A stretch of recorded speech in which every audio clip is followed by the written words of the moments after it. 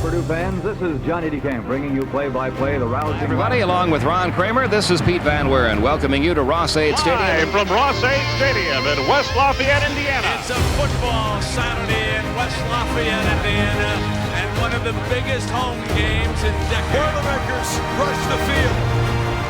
What a night in West Lafayette. Your Central Indiana Ford dealers are a proud sponsor of Purdue football in the Ross-Ade's Greatest Games podcast.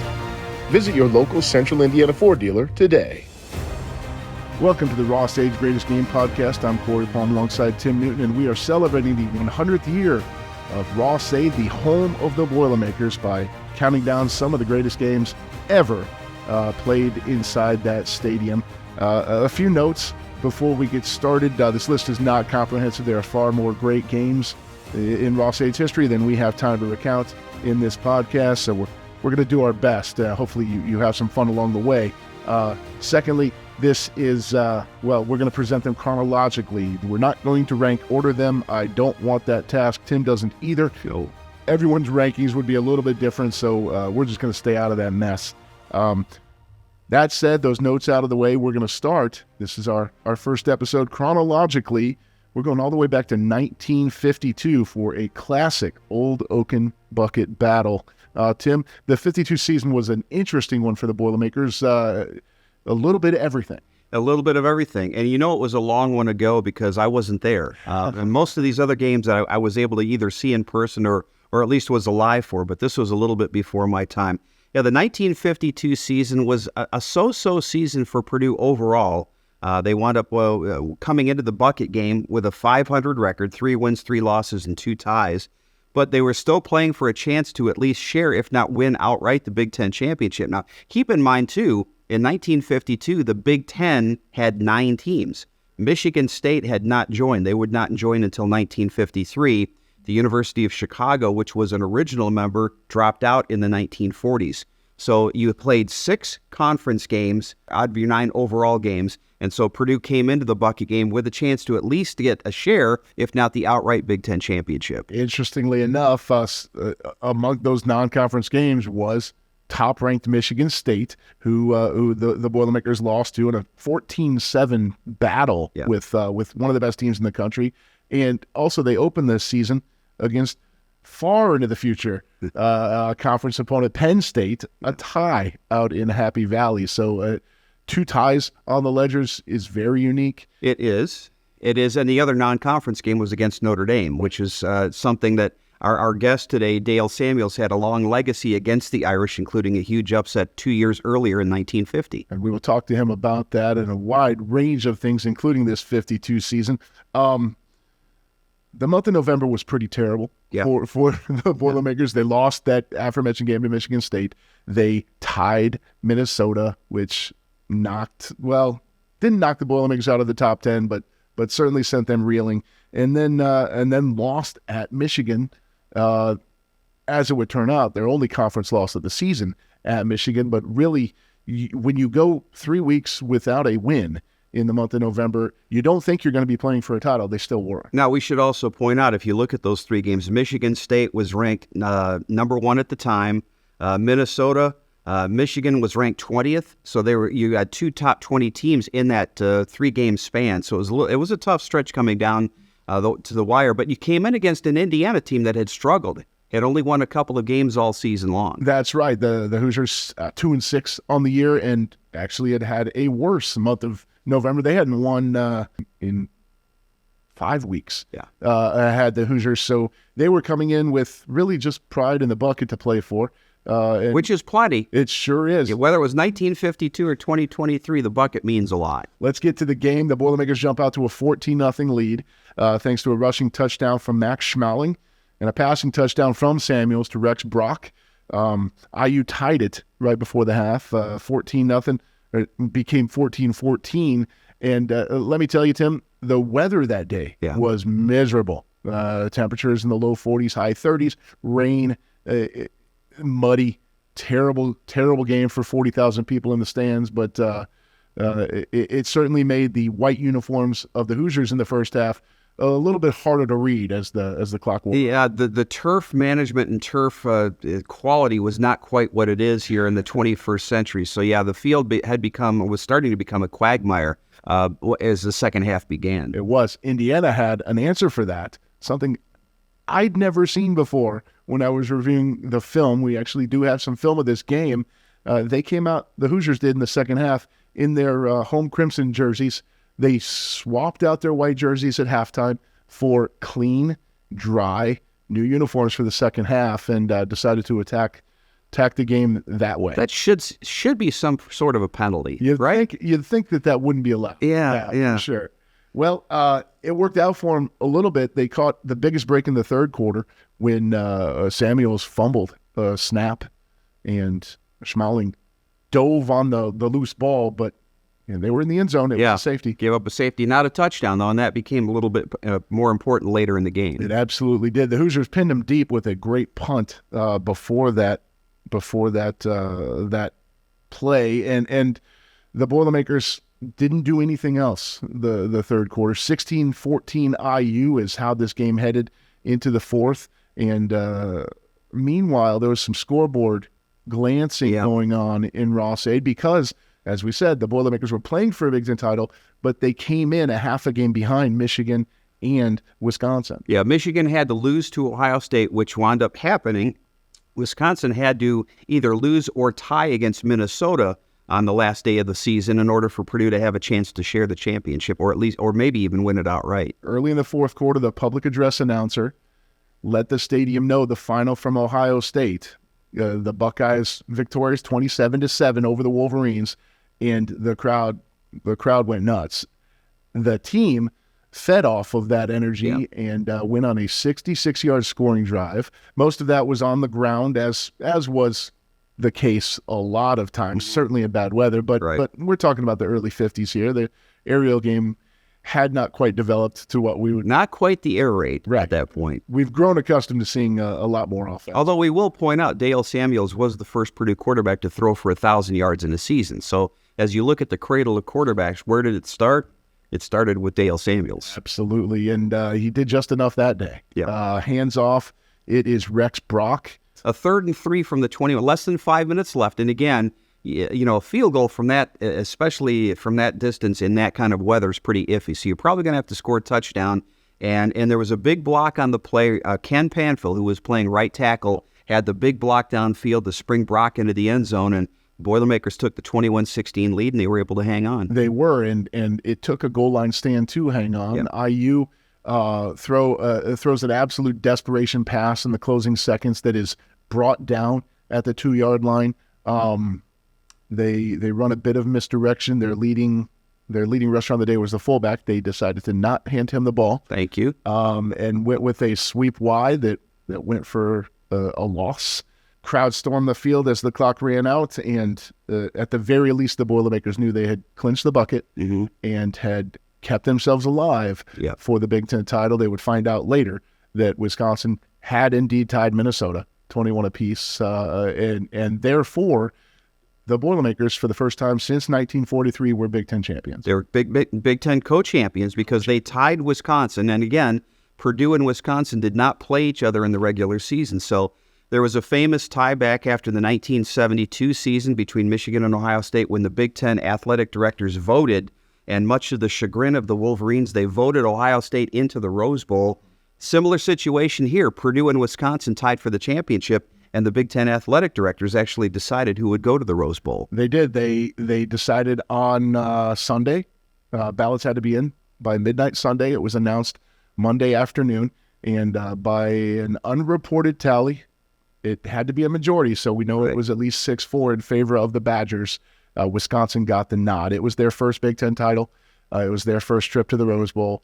Of course, the Big Ten only had a contract to send the champion to the Rose Bowl starting in the mid-'40s, so the Rose Bowl tradition wasn't quite what we've all grown accustomed to, but it was still a big deal. And the Boilermakers would have to wait over a decade to get their first trip to Pasadena. Wisconsin did go to the Rose Bowl, lost that game to Southern California 7-0 in what was the second lowest scoring Rose Bowl in history. That's That's not a good football game. No, it's not. You would hope that Dale and the boys would have gotten into the end zone a couple of times. You would think. It was the final game of Dale Samuels' college career. Yep. He went on to play a season in the NFL, but it was his final game as a Boilermaker senior day, and he went out on top. As you said, Tim, the first quarterback in Purdue history to throw for 1,000 yards in a season. He did it twice. The first to throw for 3,000 yards. He ended his career as the career leader in passing yards and touchdowns. His favorite target, Bernie Flowers. the legend Bernie Flowers, first Boilermaker receiver to break 1,000 yards receiving. He ended his career as the leader in yards and touchdowns for a receiver. And anybody who saw them play or got to know them after their playing days will tell you they're absolute legends. And Bernie Flowers, maybe the most gregarious man you've ever met in your life, passed away a few years ago, but was an All-American that year in 1952 and went on to have a long career in the business world. And we miss Bernie. Adele Flowers is still around, and we see Adele every once in a while. But Bernie and Dale Samuels had a great connection back in the early 50s. They did. They sort of helped start the revolution for what has become Purdue football, the Cradle of Quarterbacks, and everything that we all love so much. We will talk to Purdue Hall of Famer Dale Samuels about Bernie. We'll talk to him about that championship season in 1952 and about that huge win in his second career start at Notre Dame, breaking the Irish's 39-game winning streak. Yeah, where do you go after you do that, your second game of your career? You knock off the number one team on their field. Where do you go from there? That's a great question. We'll find out from the man himself after the break. We'll be right back with Hall of Famer Dale Samuels on the Ross-Ade's Greatest Games podcast. Your Central Indiana Ford dealers are a proud sponsor of Purdue football in the Ross-Ade's Greatest Games podcast. Visit your local Central Indiana Ford dealer today. We're joined now by Dale Samuels, who led the Boilermakers to that 1952 Big Ten championship. Dale, we really appreciate you taking some time to sit and talk with us about your days at Purdue. I'm happy to do that, and thanks for inviting me. Dale, what do you remember about that? We're going to talk a little bit more about your career in general, but that specific day, November of 1952, when the Boilermakers were trying to win at least a share, if not the outright Big Ten championship. What do you remember about that bucket game against IU? Well, it was kind of an up and down season for us, really. We played a tough schedule to begin with. That's one of the things. But going into the last week, just realizing that the Indiana game for all of us seniors would be the last time we'd be playing in Ross-Ade Stadium. And that's pretty sentimental to begin with. And knowing that we had to win to at least tie for the Big Ten championship put a little more pressure on the game. And we woke up in the morning and it was pouring rain and didn't stop until late in the afternoon. Never stopped during the game. Yeah, the field was a muddy mess by halftime. I know we mentioned, or we can see in the video that we look back on, IU actually changed jerseys at the halftime. That was something as a football fan I don't think I remember ever seeing before. Was that a bit strange for you guys coming out playing a different color for the second half? I didn't even know they changed jerseys. I just know it was Indiana. Not worried about them, right? That sounds like a focused guy at quarterback. Well, you got off to a good start in that game. You were up 14-0, but all of a sudden they tie the game, and then you fumble. The team fumbled in the end zone, so you're down 16-14. If you remember, what was your thought at that point of, hey, this not only is the bucket slipping away, but maybe our Big Ten championship is going as well? Yeah, you said it all in the last minute. I didn't think you'd bring that up. I thought I was the only one that remembered it. It's the only quarterback-center exchange fumble that I was involved in the 3 years that I played there. And all I thought about on the sideline during the fourth quarter is this can't end this way with me fumbling a snap from center and losing to Indiana. Well, the team responded. Drove 66 yards on the game-winning drive, including Rex Brock finishing it off with a touchdown. And I can't imagine just the pure joy when you guys went back on top. Absolutely. Rex was a young, I think he might have only been a freshman, maybe a sophomore at the best, but it was just a plain simple handoff, and I believe it was about 24, 25-yard run for a touchdown, and everybody just kept missing him, and he was plodding along in the mud, and thank God he got into the end zone and allowed us to win the game 21-16, and I'm glad it ended the way it did. That's pretty good memory there, sir, for a game that was played a little bit of time ago. So I'm sure days like that and games like that stick in your mind forever.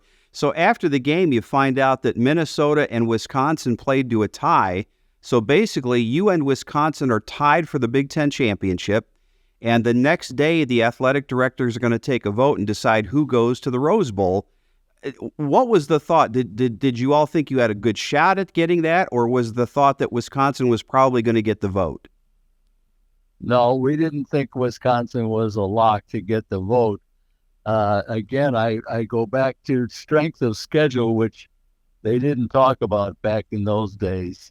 And our schedule was much more difficult than Wisconsin's, in our opinion.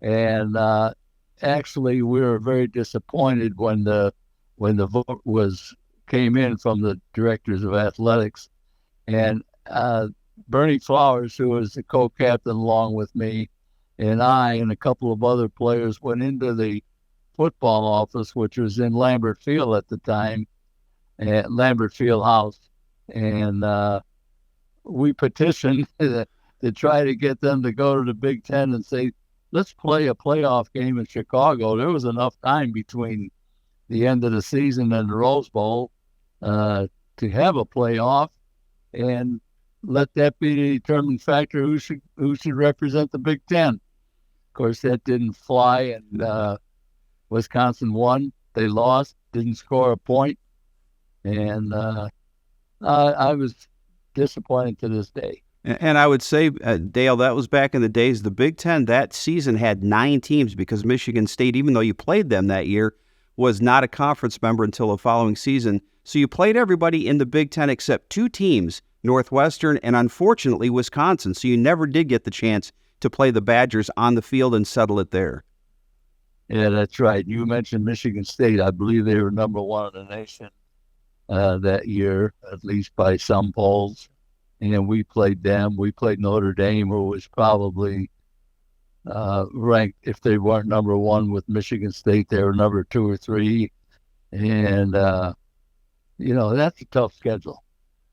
For sure. I love that you guys tried to get a Big Ten championship game.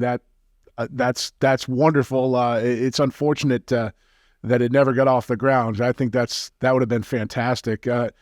Another thing is it was the Rose Bowl or nothing that season. Going to another bowl game or seeing the season continue at all was not really an option. So it was really, it had to be just a real letdown. I can't imagine, like you said, you still haven't gotten over it to this day. I can only imagine. It was disappointing, and like you said, there was only 4 bowl games, and we were in the running to play in one, and we lost the vote, and that's the way it was. You mentioned earlier, Dale, that in that season you played Notre Dame, as Purdue did for many years consecutively in non-conference play. I would imagine for a kid from Chicago that game had extra meaning, and that's really what's jump-started your career back in 1950 when you led the Boilermakers to a huge upset over the Irish in your second game. What do you remember about that day and the aftermath of that win? Well, I was so fortunate to be able to play in that game, and everything, walking into Notre Dame Stadium as a sophomore, you just start to think of all the tradition that Notre Dame had then and still has today. It was a big thrill from being from Chicago, because back in those days, if you were a betting person, I wasn't, but you didn't bet against Notre Dame, the Yankees, or Joe Louis. And anyhow, beating them in South Bend was special, and I got to know some of those guys after the season was over, and they're a great group of players, and they became friends, and that's what sports is all about. Absolutely. Very well said. That is what sports are all about, and there's so many great lessons to be learned from playing the game. I know fans of modern football are used to Purdue being an offense that throws the ball around a lot. You're kind of the guy that got that started. You're the first quarterback in Purdue history to throw for over 1,000 yards. You ended your career as the all-time leader in passing and passing touchdowns. And just what was it about those days and working with, that coaching staff that really kind of unlocked the offense for you? Yeah, well, Stu Holcomb, our head coach, was pretty progressive, and he liked to score as quick as he could. And Jack Molenkoff was, I guess you call him the defensive coordinator. They didn't have titles back then, but Jack worked with the defense. When you get coached by Bob DeMoss and Hank Stram, that's not too bad, is it? You look at that season, Dale, the 1950 season, 51-52, and you played. The game was a lot different than, as Corey just mentioned, it was not a passing game. What did Stu Holcomb mean for the conference in terms of, do you think he opened it up? Did he change the style of play, or was Purdue a little bit of an outlier back in those days? Well, I think they were the outlier because most teams, they based their offense on rushing the football, and not that we didn't, but I know that Stu liked to open up the game. He was very aggressive. If a team scored on us early, I can remember a number of times along the sideline, we got to get that back. We got to get that back. And he was a little bit impatient. And that's what I learned from him, is to be patient and take your time, and everything will work out. But sometimes we are impatient, throw an interception, they score again, you get behind by 2. And that's not good. After your Purdue career, a brief NFL stop with the hometown Chicago Cardinals. Then you went into coaching. Was that something you had originally intended on doing when you came to Purdue? Actually, it was. I really thought that that's what I wanted to do, and I expected to do it on the high school level as a teacher and a high school coach. And it seemed like after 1952, when I graduated in the spring of 53, and there weren't a lot of jobs available. And I was sitting at home, and after my brief stint with the Cardinals, which is another long story we won't get into today, but anyhow, it was an experience that I guess I'm glad I went through. As you grow up in a hurry, and I had a young wife and a new baby, and I had to get a job. And Stu Holcomb called me one day, and he said, "Are you still interested in coaching? You're not having any luck getting into high school level." I said, "No, sir, I haven't had that opportunity yet. And yes, I'm very interested in coaching." And he said, "Well, my good friend at the University of Missouri, Don Farrell, is the athletic director and the head football coach, and he's looking for a young coach just starting out. He's going to give you a call, and I hope he interviews you, and you carry it on from there." Well, Mr. Farrell did call me, and he invited my wife and I down to Columbia, and we went and spent the weekend with him. And I'll be darned if he didn't call me the following Monday, and he said, "I'd like to hire you to get down here as soon as you can." And that was 1954, and he gave me my first break. And then from there on, I went up to Northwestern with Ara Parsekian when he got that job the first time, and then I went from Northwestern to Purdue, to Northwestern, back to Purdue, and remained at Purdue University from 1967 right till I retired in 1996. What a legacy that had to be so good to get back to Purdue where it all started for you. Yeah, it was, and I'm so grateful to people like, President Hovde and Red Mackey and Jack Molenkoff. That so fortunate to meet great men like that. They were tremendous people, and I can't say enough about them. And that's Purdue as far as I'm concerned. You think about Purdue, Dale Samuels is one of the bedrocks of this athletic program in this university, and you had an opportunity, Dale, also to work a little bit on the media side. How many years did you do color commentary on Purdue radio for football games? I don't know the exact number, maybe 6 or 7 years back when I think WSK still does it, and I was fortunate enough to be asked to come in and do some color commentating. That was a great experience as well. That's pretty cool to sort of get to see the game from a different vantage point as a player, as a coach, and then as a member of the media. That's a lot of fun. Yeah, it was. And you talk about Purdue football. That was the days of Mike Phipps and Mark Herman. You can't beat those guys. Well, you mentioned two of the guys that we consider to be, Dale, in the cradle of quarterbacks at Purdue. You were the first, though. What does that mean to you when you talk about some of the greats that have come through here, not only had success at Purdue, but in the NFL, and to know that you were really the guy that got that started? Well, to be honest with you, I could hardly believe it when it happened. I think my family voted every day. But I was thrilled and honored, to be honest with you, and I'm not sure I belong in that group, but I'm glad I'm in it. Absolutely belong, and I know even to this day you're a diehard Boilermaker. A lot of times making your way down to West Lafayette for home games, still, aren't you? Oh yes, our families are season ticket holders.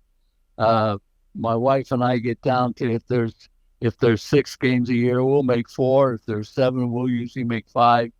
We're about a 4-hour drive from West Lafayette, and it's kind of a reunion every time Purdue plays a home football game, because our 3 sons and daughters are all season ticket holders, and they make most of the games.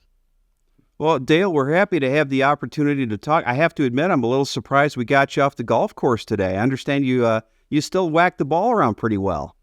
Well, it's ironic because we set this thing up, and I said to the guys, I played today before we had this interview. And I played yesterday, and I'm going to play again tomorrow. Yes, I play as often as I can, and God has blessed me to allow me to keep on playing. Keep on playing, Dale. Thank you again for your time. It was great catching up with you, taking this trip down memory lane. You're welcome, guys. It was nice of you to call. Thanks, Dale. Thank you. Your Central Indiana Ford dealers are a proud sponsor of Purdue football in the Ross-Ade Greatest Games podcast. Visit your local Central Indiana Ford dealer today.